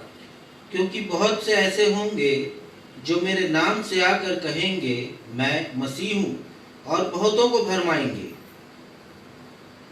मैंने आपसे बताया कि विश्व में इस समय 7 झूठे लोग हैं जो अपने आप को मसीह कहते हैं, अपने आप को जीसस क्राइस्ट कहते हैं। उनका अलग अलग समुदाय है, अपने समुदाय में रहते हैं, उनके फॉलोवर्स हैं। मैंने आपको उनका नाम सहित बताया, तो उनमें से 5 के बारे में आज उनके बारे में नहीं बताऊंगा, लेकिन 23 और 24 पढ़िएगा। उस समय यदि कोई तुमसे कहे देखो मसीह यहाँ है या वहाँ है, तो विश्वास न करना, क्योंकि झूठे मसीह और झूठे भविष्यवक्ता उठ खड़े होंगे। ये मैंने पिछले सप्ताह आपको इसके ऊपर प्रचार किया था, बताया था मैंने आपको, और इत्तेफाक ऐसा हुआ कि मुझे एक YouTube पर एक वीडियो देखने का अवसर मिला, और वो बजिंदर सिंह करके कोई प्रचारक हैं, पंजाब में काफी लोकप्रिय हैं, हजारों लोग उनकी सभा में आते हैं, और मैं चकित हो गया उनके संवाद को सुन करके। और वो वीडियो कैमरे के सामने वो कह रहे हैं कि मैं आज आपके लिए प्रार्थना करूंगा, हालेलुया, प्रेज द लॉर्ड भी बोल रहे हैं वो बीच बीच में, और कह रहे हैं कि आपके बैंक अकाउंट में पैसा आएगा, 10,000 है, 20,000 है, 50,000 है, 1 लाख है, 4 लाख है, आपके अकाउंट में आएगा। पवित्र आत्मा मुझसे कह रहा है, वो दावा कर रहे हैं। फिर उन्होंने अपना ATM कार्ड निकाला और कहते हैं कि इस ATM कार्ड में आप निकाल लीजिए, अभी मैं प्रार्थना करूंगा इस ATM कार्ड के लिए, कभी खाली नहीं होगा आपका बैंक बैलेंस। ये चमत्कारी प्रभु यीशु मसीह ने कहा है कि वो बड़े बड़े कार्य करेंगे, बड़े चिन्ह दिखाएंगे, अद्भुत काम करेंगे ये लोग। और लिखा यदि संभव है तो चुने हुओं को भी भरमा देंगे, और कितनों को भरमा रहे हैं। मैंने कमेंट्स पढ़ा उनके इस वीडियो का, और मैंने ये पढ़ा कि बहुत से लोग इसे अनबिब्लिकल मान रहे हैं, लेकिन काफी लोग ऐसे हैं जो गवाही दे रहे हैं कि आपकी प्रार्थना से हमें नौकरी लग गई, हमारा बैंक बैलेंस बढ़ गया। प्रभु यीशु मसीह ने कहा मत्ती 7 और 22 और 23 में, जो मुझे हे प्रभु कहता, उनमें से हर कोई परमेश्वर के राज्य में प्रवेश नहीं करेगा। उस दिन बहुतेरे मुझसे कहेंगे कि प्रभु, क्या हमने तेरे नाम से बड़े बड़े आश्चर्य कर्म नहीं किए, तेरे नाम से दुष्ट आत्माओं को हमने नहीं निकाला? और ये सब कुछ अभी ये करना है। एक उदाहरण मैंने साक्षात आपको बतलाया था पिछले रविवार। ऐसे बहुत से लोग उठ खड़े होंगे। प्रभु यीशु मसीह की वाणी है, ये झूठ नहीं होगी, ये सच होगी। बहुत से लोग, अभी तो कुछ लोगों को देख रहे हैं, लेकिन बहुत से लोग उठ खड़े होंगे। तीसरी बात पढ़िए, मत्ती 24 उसका 6वां पद। तुम लड़ाइयों और लड़ाइयों की चर्चा सुनोगे तो घबरा न जाना, क्योंकि इनका होना अवश्य है, परंतु उस समय अंत ना होगा। हाँ, प्रभु यीशु मसीह ने कहा कि लड़ाइयों की चर्चा सुनोगे, लड़ाइयों को होता हुआ देखोगे, घबरा नहीं जाना। और हम देख रहे हैं लड़ाइयों के बारे में। अभी हमारे ही देश की सीमा पर शत्रुओं के आक्रमण हो रहे हैं, और भी बहुत से देश हैं जो ऐसे ही युद्ध के हालातों से या युद्ध से होकर के गुजर रहे हैं। और भी कठिन समय आएगा, आप देखते रहिए, ऐसे अनुभवों से होकर के गुजरिए, ऐसे परिदृश्य के ऊपर नजर लगा करके रखें। प्रभु यीशु मसीह ने जैतून के वृक्ष का उदाहरण दिया। तो हम क्षमा करेंगे, जैतून नहीं है, वो अंजीर का वृक्ष है, क्षमा करेंगे। उसके बाद प्रभु यीशु मसीह ने एक और संकेत दिया है, 7वां पद, उसका दूसरा हिस्सा पढ़ेंगे, मत्ती 24 7वां पद और उसका दूसरा हिस्सा। और जगह जगह अकाल पड़ेंगे और भूकंप होंगे, ये सब बातें पीड़ाओं का आरंभ होंगी। प्रभु यीशु मसीह ने कहा कि दर्दनाक और दुखद प्राकृतिक घटनाएं होंगी। 4 प्रकार की विपदाओं का वर्णन प्रभु यीशु मसीह ने किया है। यदि हम यहाँ पर देखें, मत्ती में और लूका के 21 अध्याय में देखें, जिसका वाचन अभी थोड़ी देर पहले हमने किया। और ये 4 प्रकार की प्राकृतिक आपदाएं हैं, अकाल है, भूकंप है, महामारियां हैं और आकाशीय विपदाएं हैं। इसकी कुछ जानकारी मैंने आपको पिछले सप्ताह दी थी, लेकिन मैं अपडेट करना चाहता हूं, कुछ और बातें मैं आपको बताना चाहता हूं। एनडीटीवी पर मैंने एक कार्यक्रम देखा था बहुत पहले, मैंने नोट किया उसको, 3 अगस्त सन 2017 को दोपहर 2 बजे, और वो कार्यक्रम ये दर्शा रहा था विश्व के उस समय के परिदृश्य को जिसे आज भी हम देख रहे हैं। और उसके जो संवाददाता हैं, रिपोर्टर हैं, वो ये कह रहे थे कि लोभी मनुष्य दोहन करते जा रहा है पृथ्वी का। पृथ्वी अपने विनाश को देख रही है, उनका ये कथन था। और उन्होंने कहा कि पृथ्वी की जरूरतों को पूरा करने के लिए आने वाले समय में 2 गुनी पृथ्वी की जरूरत होगी।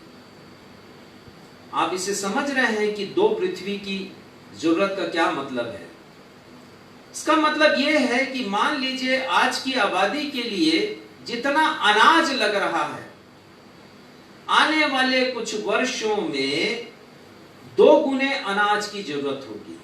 जितना पेयजल की जरूरत आज है, स्वच्छ पानी की, उसकी दुगनी मात्रा की जरूरत आने वाले समय में होगी। जितना पेट्रोल समझ लीजिए, जितना डीजल समझ लीजिए, जितना विद्युत समझ लीजिए, जो आज की हमारी आवश्यकता आने वाले समय में डबल होने वाली, लेकिन पृथ्वी तो एक ही है, कहां से पूरी होंगी आवश्यकताएं? प्राकृतिक स्रोतों का हम दोहन कर रहे हैं। और मैंने आपको बतलाया था, एक स्टडी बतलाया था कि यदि तेल है जमीन के नीचे तो केवल 46 वर्षों के लिए, गैस है तो 56 वर्षों के लिए, यदि कोयला है तो 88 वर्षों के लिए, और जो बहुमूल्य तत्व हैं वो कुछ ही वर्षों के लिए है। ये अकाल की स्थिति है।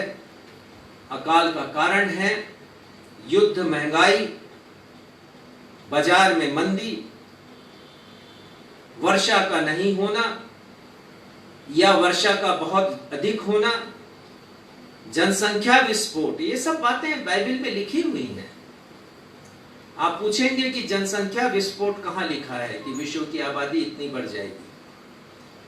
प्रभु यीशु मसीह ने कहा जैसा लूत के दिनों में हुआ कि लोग वृक्ष लगाते और घर बनाते, नूह के समय में लिखा ब्याह शादी करते, आबादी बढ़ेगी तभी तो ये होगा ना। अकाल का एक कारण है ये, सरकार की गलत नीतियां, भूख, कुपोषण, माल न्यूट्रिशन और बीमारी से लाखों लोग मर जाते हैं प्रतिवर्ष।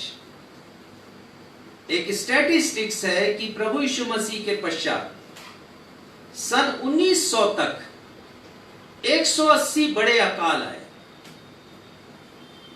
यदि प्रभु यीशु मसीह ने कहा कि अकाल होंगे, अकाल पड़ेगा तो पड़ेगा। अब ये स्टैटिस्टिक्स से आप समझिए, इस सांख्यिकी से आप समझिए, 1901 से अभी तक 65 अकाल पड़े हैं। तमाम उन्नत टेक्नोलॉजी के बावजूद, टेक्नोलॉजी तो आ गई हमारे पास, लेकिन मौसम पर कोई नियंत्रण नहीं है।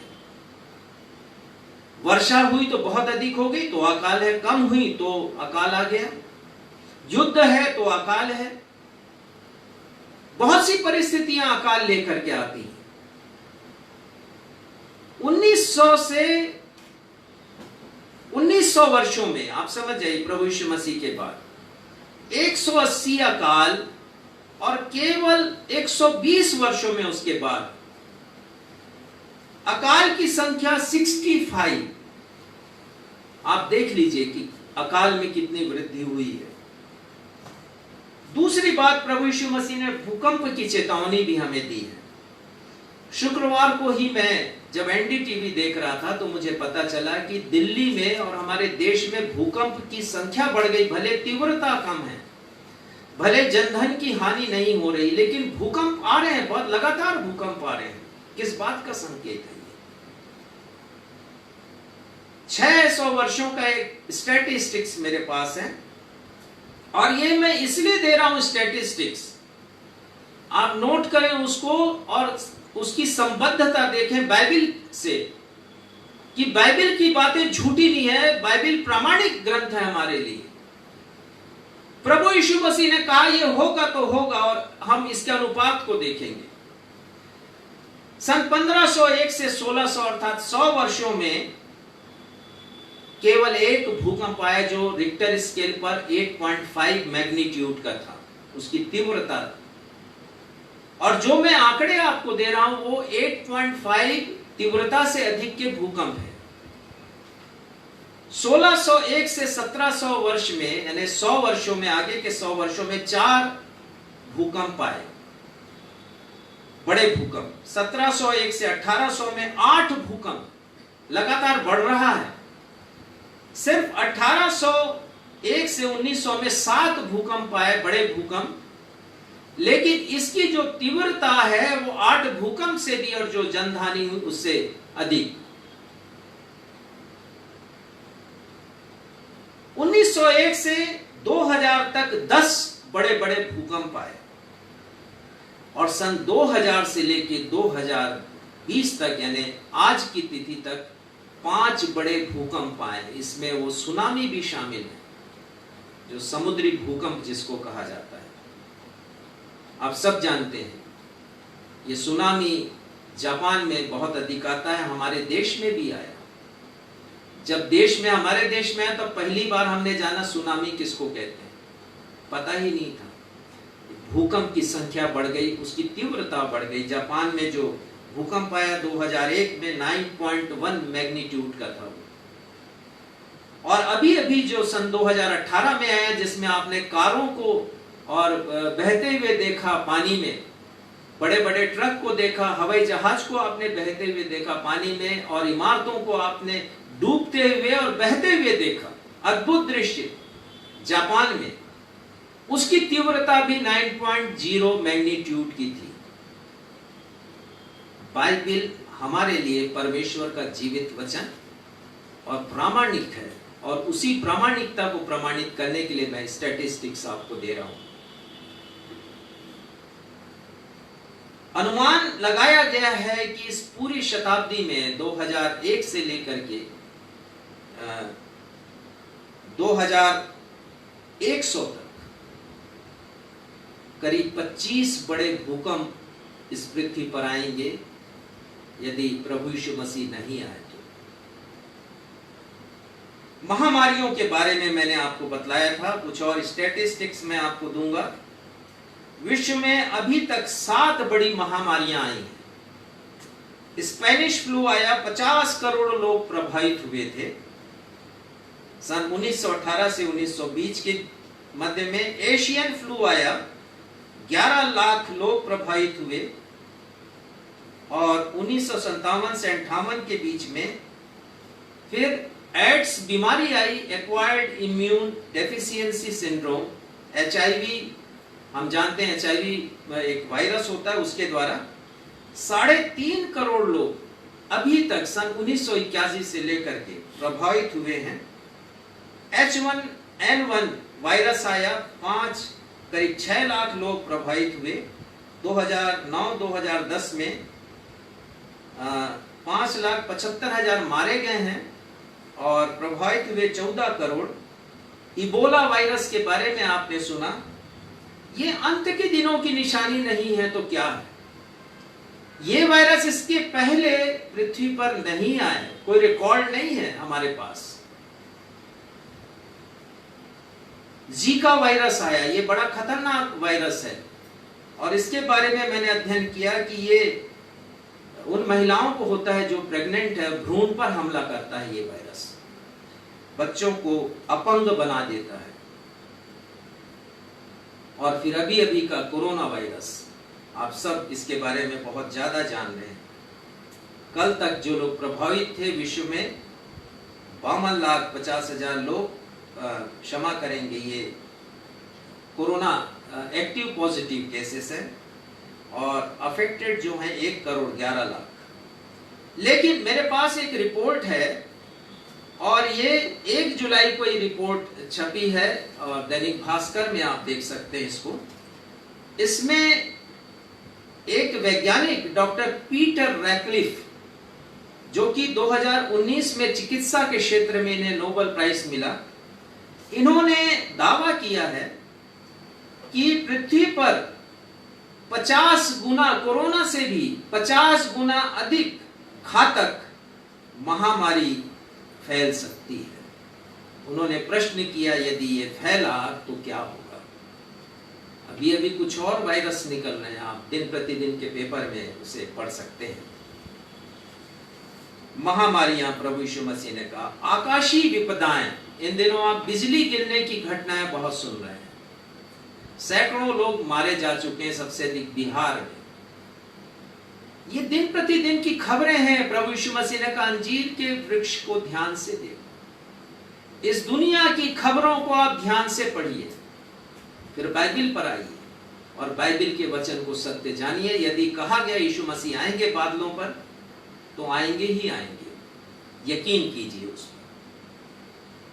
5वीं बात, मसीहियों पर जुल्म सितम, परसिक्यूशन, सताव। प्रभु यीशु मसीह ने कहा, 9वां पद पढ़िएगा, मत्ती 24:9 पद। तब वे क्लेश देने के लिए तुम्हें पकड़वाएंगे और तुम्हें मार डालेंगे, और मेरे नाम के कारण सब जातियों के लोग तुमसे बैर रखेंगे। देखिए, हम मसीह हैं तो इस बात को अच्छी तरह समझते हैं कि परसिक्यूशन क्या होता है, सताव क्या है। प्रभु यीशु मसीह ने तो धन्य कहा ऐसे लोगों को यदि वो सताव सहते हैं तो। उन्होंने कहा, मेरे नाम से यदि कोई तुम्हारी निंदा करे, तुम्हें सताए, निराश नहीं होना, स्वर्ग में तुम्हारे लिए बड़ा फल है। एक स्टैटिस्टिक्स है और वो ये कहता है कि 9 में से 1 मसीही इस विश्व में कहीं ना कहीं पर सताया जाता है। 9 में से 1।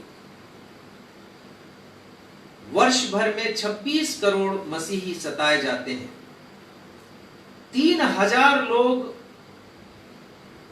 बहुत विभत्स तरीके से मार दिए जाते हैं, कत्ल कर दिया जाता है उनका। 9,983 अर्थात करीब 10,000 चर्च पूरे विश्व में कहीं ना कहीं जला दिए जाते हैं, फूंक दिए जाते हैं। पाकिस्तान में चर्च जलाया गया, आपको पता है बम विस्फोट हुआ वहां पर। अभी अभी एक चर्च जलाया गया।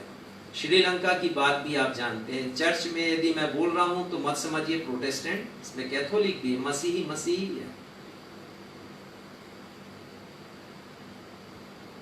हजारों मसीहियों को बिना किसी आरोप के गिरफ्तार किया जाता है, सिर्फ द्वेषवश दुर्भावना के कारण उनकी शिकायत की जाती है।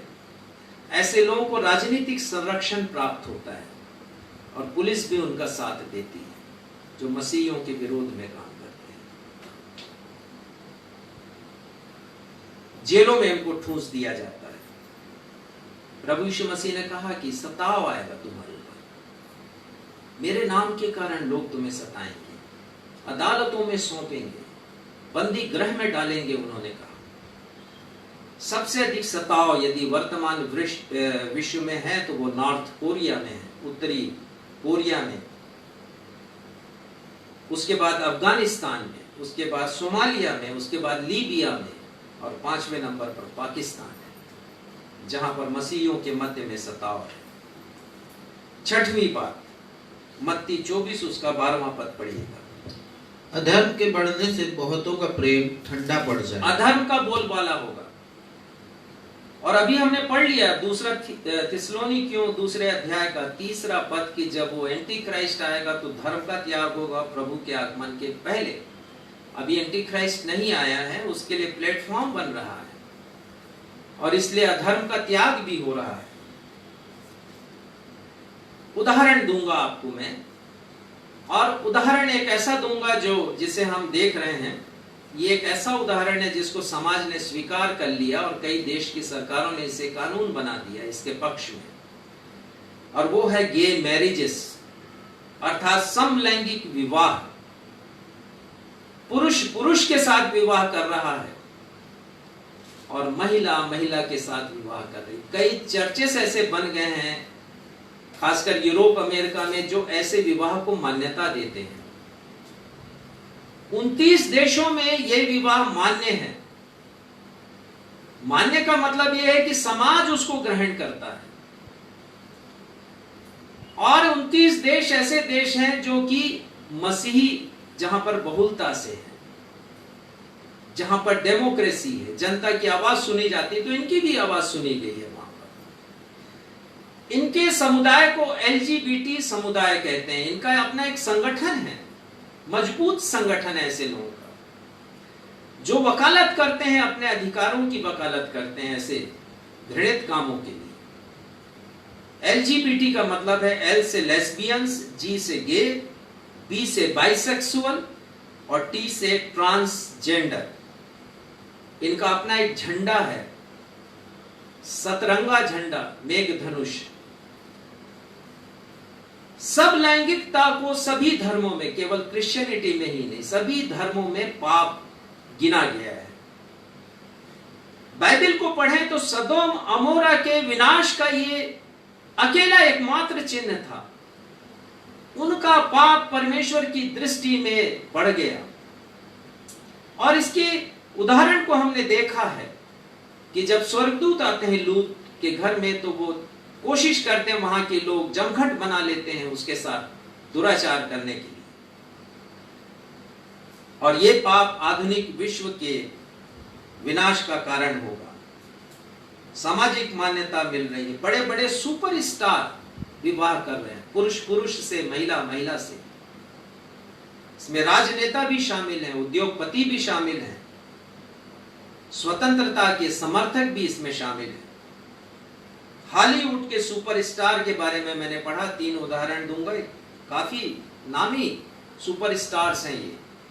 नील पैट्रिक ने डेविड बर्टका से शादी किया, ये दोनों पुरुष हैं। 2009 में एंगेजमेंट किया, 2010 में सरोगेट फादर ये बने, सरोगेट मदर बनी ये। 2014 में तब इन्होंने विवाह किया। इनकी गंगा हमेशा उल्टी बहती है, कभी शादी, कभी बच्चा, कभी एंगेजमेंट। दूसरा उदाहरण है एलेन और पोर्शिया रॉसी का, ये दोनों महिलाएं हैं, 2008 में इन्होंने विवाह किया। और तीसरा उदाहरण है जूडी और अलेक्जेंड्रा का, ये भी महिला हैं दोनों, 2014 में विवाह किया। सन 1857 में स्वतंत्रता संग्राम के पश्चात, उस गदर के बाद, अंग्रेजों ने हमारे देश में कानून बनाया और समलैंगिकता को, गे मैरिजेस को उन्होंने अपराध घोषित किया। लेकिन जब इनकी आवाज आई हमारे देश में, आवाज बुलंद होने लगी, तो सन 2009 में दिल्ली हाई कोर्ट ने इसे न्याय असंगत माना, इस कानून को, धारा 377 को, और अंग्रेजों के बनाए गए कानून को उन्होंने निरस्त कर दिया। सन 2013 में सुप्रीम कोर्ट ने दिल्ली हाई कोर्ट के फैसले को निरस्त किया और कहा कि नहीं, धारा 377 जायज धारा है, और हमारे देश में फिर से ये अपराध घोषित किया गया। लेकिन फिर अपील हुई, 5 जजेस की बेंच ने 6 सितंबर 2019 को प्राइवेसी एक्ट के तहत समलैंगिकता को कानूनी मान्यता देगी।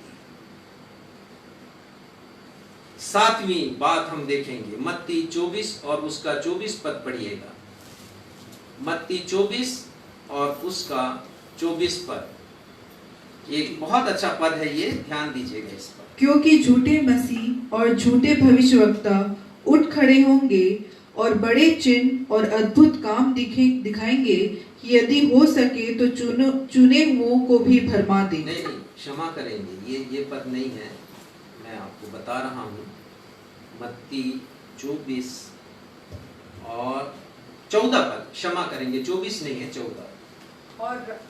और राज्य का यह सुसमाचार सारे जगत में प्रचार किया जाएगा कि सब जातियों पर गवाही हो, तब अंत आ जाएगा। मेरा समय समाप्त हो रहा है, ये मैं अंतिम बिंदु आज के लिए बताऊंगा। 7वां 3 बिंदु और बचेंगे और उसके बाद फिर हम आने वाले सप्ताह ही एक नए अध्ययन की तरफ हम जाएंगे। हम देखेंगे कि आधी रात को धूम मची तो वो 5 कुंवारियां, निर्बुद्धि कुंवारियां क्यों दूल्हे के साथ विवाह घर में उपस्थित नहीं हुई और भीतर नहीं जा सकी, ये भी हम देखेंगे। लेकिन आज के लिए अंतिम बात, बिंदु क्रमांक 7 जो प्रभु यीशु मसीह ने संकेत दिया है, और वो ये कहा है कि राज्य का यह सुसमाचार सारे जगत में प्रचार किया जाएगा। सुसमाचार प्रचार के बारे में उन्होंने कहा प्रभु यीशु मसीह के आने के पूर्व जबरदस्त तरीके से पवित्र आत्मा का कार्य होगा, मूवमेंट होगा होली स्पिरिट का, और उसके द्वारा आज तक जो सुसमाचार प्रचार नहीं हुआ वो सुसमाचार प्रचार किया जाएगा। स्टैटिस्टिक्स है, मैं कुछ दे रहा हूं। 300 करोड़ लोगों तक, यदि विश्व की आबादी इस समय 750 करोड़ के लगभग है, उसमें से लगभग आधे 300 करोड़ लोगों तक सुसमाचार नहीं पहुंचा है जिस तरीके से पहुंचना चाहिए। विश्व में 350 करोड़ लोग यीशु को जानते हैं। यीशु को जानते मतलब नाम उन्होंने सुना है, और इसमें मुस्लिम भी हैं 350 करोड़ में, क्योंकि वो भी यीशु को देखते हैं, उनके ग्रंथों में लिखा है, और यीशु को ईश्वर तो नहीं मानते, एक नबी मानते हैं, पर जानते हैं वो जीसस क्राइस्ट के बारे में और यीशु के बारे में। ऐसे 350 करोड़ लोग हैं। एक सर्वे आया था बीच में कि कौन प्रसिद्ध है। बहुत पहले ये सर्वे आया था विश्व में, पूरे विश्व में सर्वे किया गया तो पाया गया, तो बात ये थी कि ये सर्वे किया गया कि कौन प्रसिद्ध है, कोका कोला प्रसिद्ध है या यीशु मसीह। और उस समय कोका कोला के बारे में लोग ज्यादा जानते थे बनिस्बत यीशु मसीह। आज 230 करोड़ मसीही हैं 700 करोड़ लोगों में। इसमें से 120 करोड़ रोमन कैथोलिक हैं, 43 करोड़ प्रोटेस्टेंट हैं, 39 करोड़ इंडिपेंडेंट क्रिश्चियंस हैं, अर्थात किसी भी समुदाय में नहीं है वो। 27 करोड़ ऑर्थोडॉक्स क्रिश्चियन है, परंपरावादी हैं, और करीब 9 करोड़ एंग्लिकन्स हैं, चर्च ऑफ इंग्लैंड के लोग। एक 230 करोड़ में ये डिवीजन है मसीहियों के बीच में। 3.5 करोड़ मिशनरीज हैं जो प्रचार का काम करते हैं, से पादरी, पास्टर, प्रचारक और स्वेच्छा से प्रचार करने वाले शामिल हैं, जो किसी चर्च से रिलेटेड नहीं है, लेकिन पर्सनल इवेंजलिज्म का काम ये लोग करते हैं। विश्व की आबादी यदि 700 करोड़ है, जब 700 करोड़ विश्व की आबादी थी तब आकलन किया गया 230 करोड़ मसीही हैं, 160 करोड़ मुस्लिम हैं, 95 करोड़ हिंदू हैं, 65 करोड़ नास्तिक हैं, 47 करोड़ बौद्ध धर्म को मानने वाले हैं, 46 करोड़ चीन के लोग हैं जो कि अपने जनजाति धर्म को मानते हैं, और 27 करोड़ आदिवासी लोग हैं। ये बाइफर्केशन है 700 करोड़ की आबादी में कितने लोग किस धर्म का पालन करते हैं। 10 करोड़ बाइबिल पिछले आंकड़े के अनुसार प्रति वर्ष विश्व में बेची जाती है, और एक बहुत बड़ी संख्या है। और पाप रूपी अंधकार इस मध्य विश्व को छा रहा है, लेकिन धूम मची हुई है। दूल्हे के आने की धूम है और ये सुसमाचार प्रचार की धूम है जो मैं आपको बतला रहा हूं। सताव के मध्य सुसमाचार प्रचार किया जा रहा है। लोग मार खा रहे हैं, कोड़े खा रहे हैं, जख्मी हो रहे हैं, लेकिन वो सुसमाचार प्रचार के काम को कर रहे हैं। भिन्न भिन्न प्रकार से जहां चाह है वहां राह है, ये प्रक्रिया अपनाई जाती है सुसमाचार प्रचार के लिए। टीवी है, रेडियो है, प्रिंट मीडिया है, जो भी मीडिया आ जाए प्रचार हो रहा है। सोशल मीडिया के द्वारा प्रचार हो रहा है, जन जन तक सुसमाचार सुनाया जा रहा है। प्रभु यीशु मसीह का कहना है राज्य का सुसमाचार जगत में प्रचार किया जाएगा कि सब जातियों पर गवाही हो, तब अंत आ जाएगा। प्रभु यीशु मसीह का ये कथन है। दुल्हा आ रहा है, क्या हम तैयार हैं प्रभु यीशु मसीह के स्वागत के लिए? क्या हम उनके सामने खड़े होने के लिए तैयार हैं? लूका के 21वें अध्याय में हमने पढ़ लिया, वो कहते हैं कि हमें उस अपनी दशा से निकलना, खुमारी की दशा से, मतवालेपन की दशा से निकलना, सावधान रहना है, जागृत होना है। लूका कहते हैं ताकि तुम उसके न्याय आसन के सामने खड़े होने के लिए अपने आप को तैयार कर लो। ये वचन आपको तैयार करे ताकि हम प्रभु यीशु मसीह के न्याय आसन के सामने खड़े रह सकें। आने वाले समय में हम इसके ऊपर और चर्चा करेंगे। प्रार्थना कीजिए, इस संदेश को आप बार बार सुनिए यूट्यूब पर और फेसबुक पर, और अपने आत्मिक ज्ञान को आप आगे बढ़ाएं, बाइबिल को आप और निकटता से जान सके। परमेश्वर पिता आप सभी को अपनी आशीषों से परिपूर्ण करें। आइए हम अपने स्थानों पर खड़े हो जाएं, प्रार्थना करें। प्रभु की प्रार्थना आशीष ग्रहण करेंगे और आज की आराधना को हम समाप्त करेंगे। हे हमारे पिता, हम धन्यवाद देते हैं हमारे स्वामी, आपने हमारी सहायता की कि हमने आपके वचन को और उसकी गहराई को समझा, उसकी सत्यता को हमने जाना है। और ये जाना है पिता कि शैतान कितना झूठा है, कितना छल से भरा हुआ है, कितना भरमाने वाला है। आपका वचन हमारी आंखों को खोलता है, हमारे मन मस्तिष्क के ऊपर वार करता है प्रभु, हमारे विचारों को नवजागृत करता है। हम धन्यवाद देते हैं पिता आज की आराधना के लिए, धन्यवाद देते हैं आपके वचन के पढ़े जाने के लिए और वचन के को समझाए जाने के लिए धन्यवाद देते हैं प्रभु। हमने प्रभु यीशु मसीह के आगमन के पूर्व के परिदृश्य को, उसके नज़ारे को हमने समझा है। विश्व के हालातों को देख करके प्रार्थना करते हैं पिता कि हम तैयार रहें, सावधान रहें, जागते रहें, प्रार्थना करते रहें, क्योंकि ना हम उस घड़ी को जानते ना उस दिन को, ताकि प्रभु आए तो हम उनके साथ प्रवेश कर सकें, इसके पहले कि द्वार बंद हो जाए। अपनी इस प्रार्थना को आपके बेटे हमारे उद्धारकर्ता प्रभु यीशु के नाम से मांगते हैं, सुनिए और कबूल कीजिए। आमीन। प्रभु की प्रार्थना हम सब कहेंगे। हे हमारे पिता, आप जो स्वर्ग में हैं, आपका नाम पवित्र माना जाए, आपका राज्य आए, आपकी इच्छा जैसे स्वर्ग में पूरी होती है वैसे पृथ्वी पर भी हो। हमारे दिन भर की रोटी आज हमें दीजिए, और जैसे हमने अपने अपराधियों को क्षमा किया वैसे हमारे अपराधियों को क्षमा कीजिए। हमें परीक्षा में नहीं लाइए बल्कि बुराई से बचाइए, क्योंकि राज, पराक्रम और महिमा सदा आपके हैं। आमीन। आशीष ग्रहण करेंगे। अब शांतिदाता परमेश्वर तुम्हें हर बात में सिद्ध करे, जिससे तुम उसकी इच्छा पूरी करो, और जो कुछ उसको भाता है